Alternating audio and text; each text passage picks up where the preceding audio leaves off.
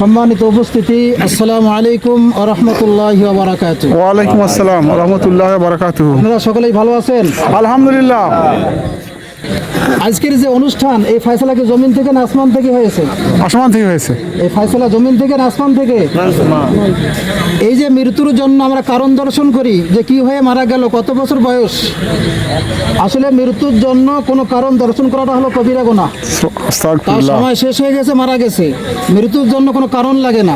আমার কথা কি আপনারা পরিষ্কার বুঝেছেন? জি আলহামদুলিল্লাহ। যে রোগে এক ব্যক্তি মারা গেল, ওই রকম হাজারো লোক ওই রোগকে বহন করতেছে, সে মারা যায় না। তার মানে তার রিজিক আছে দুনিয়াতে, সে মরে না। যার রিজিক নাই সে মরে যায়। এই জন্য মৃত্যুর জন্য কোনো কারণ দর্শন করা ঠিক নয়। আপনার বাবা আদম থেকে নিয়ে ঈসা পর্যন্ত এই যে একটা প্রান্ত চলে গেল, এই যে মানুষ, হাজারো কোটি মানুষ চলে গেল, এই লোকগুলো কোথায় গেল? আপনি কি মনে করেন যে মর্যাদার দিক দিয়ে তাকিয়ে ক্ষমতার বলাই করে দুনিয়াতে টিকে থাকা যাবে? নবীজিকে আল্লাহ বলতেছে, নবীজি আপনি কি মনে করেন যে দুনিয়াতে ক্ষমতাবান হলে পরে স্থায়িত্ব লাভ করা যাবে? আপনি কি মনে করেন যে আপনাকে বিশ্বনবী বানাইছি বলে এই বিশ্বনবী দিয়ে আপনি এটার নাম ভাঙিয়ে এটা দিয়ে আপনি দুনিয়াতে স্থায়িত্ব হবেন, আপনি দীর্ঘায়ু হবেন? নবীজিকে আল্লাহ জিজ্ঞাসা করতেছেন, আল্লাহ আবার উত্তর দিচ্ছেন, আফা ইমিত্তা, ওগো নবীজি না, কখনো এই চিন্তা যেন আপনার হৃদয়ে না আসে। আপনি বিশ্বনবী হয়েছেন তাকে যে আমি কাউকে দুনিয়াতে রাখবো না। তাহলে আপনার পরে যারা আসবে তারা কি দুনিয়াতে থাকবে? আল্লাহ বলতেছেন আপনার পরে যারা দুনিয়াতে আসবে, আপনি বিশ্বনবী চলে গেলেন, আপনার পরে এই যে আপনারা উম্মতের একটা প্রান্ত, দুনিয়া যতদিন থাকবে ততদিন যে মানুষ আসবে, এরা কি থাকবে?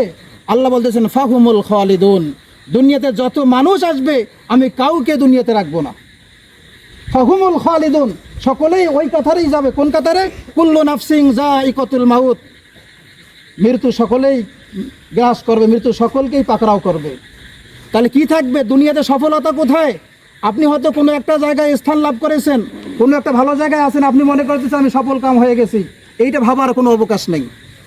দুনিয়াতে সফলতা বলতে কিছুই নাই। আপনি কোনটাকে সফলতা মনে করবেন?